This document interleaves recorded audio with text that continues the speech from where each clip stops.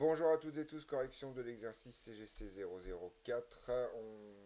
C'est un peu compliqué, mais on va bosser un peu. Donc on mesure le moment dipolaire moyen de la liaison OH, d'accord, qui vaut donc 1,5 de Baye.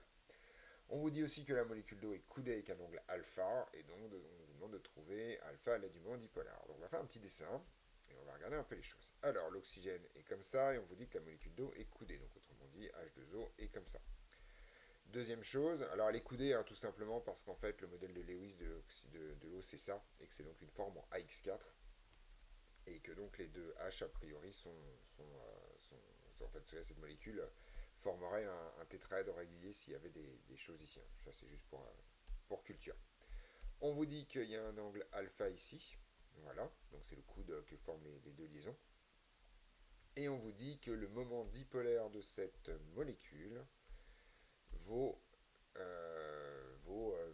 1,85 de Baye. Alors, petite remarque, l'oxygène étant nettement plus électronégatif que l'hydrogène en raison de sa position dans la question périodique, l'oxygène ici est très électronégatif.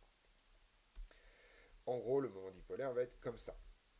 La symétrie de la molécule vous garantit que, grosso modo, en fait, le moment dipolaire est au milieu. Mais ce moment dipolaire, il vient pas de nulle part en fait. Ce moment dipolaire, c'est la somme des moments dipolaires de chacune des deux liaisons. Donc en fait, si je change de couleur pour qu'on comprenne un peu les choses, vous allez avoir en fait un moment dipolaire ici et un autre moment dipolaire qui va être exactement ici. Et ces deux moments dipolaires sont tout simplement en fait les moments dipolaires dont parle l'énoncé ici, le moment dipolaire de la liaison OH. Donc si je fais un dessin de type parallélogramme, on va dire, ça signifie donc que en fait mon moment dipolaire là, alors je vais reprendre enfin je vais faire ça, voilà. En gros, ça signifie que ce moment dipolaire plus le même, mais comme ça, voilà, qui forme un espèce de losange, c'est deux fois le même a priori. Ça va donner littéralement le moment dipolaire total de la molécule, autrement dit ce truc-là. Donc en fait, et maintenant si je mets directement les lettres qui vont dessus, ça c'est mu de H2O, et ça c'est mu de OH. Donc c'est pas le double, mais ça va dépendre de l'angle alpha. On se rend compte qu'ici en particulier on a alpha sur 2 dans cette histoire. Comme tout ceci est symétrique parce que ça et ça sont les mêmes vecteurs, et bien en fait je vais pouvoir couper en deux ici, et là je me retrouve avec un triangle rectangle. Et là tout d'un coup, un peu de trigonométrie me raconte donc que mu de OH multiplié par le cosinus de alpha sur 2 est égal tout simplement à mu de H2O. Voilà.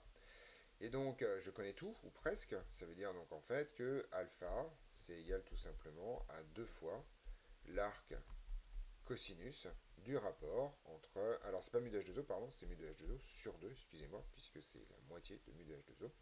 Donc, je l'ai refait. Donc, c'est l'arc cosinus de mu de H2O sur 2 divisé par mu de OH.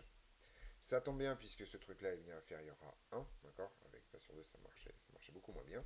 Et là, il suffit tout simplement de faire le calcul. Alors, faites attention, vérifiez que votre calculatrice est bien en degrés, enfin en tout cas en quoi elle est, et convertissez éventuellement en degrés à la fin. Donc là, ici, 2 arcs cosinus de mu de H2O qu'on vous donne, qui est 1,85, divisé par 2 fois 1,5, donc divisé par 3, voilà.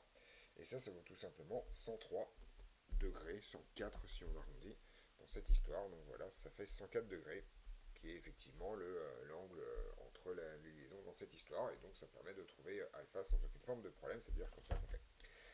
Et bien c'est terminé, on a trouvé alpha, et donc on se retrouve dans d'autres vidéos pour d'autres corrections.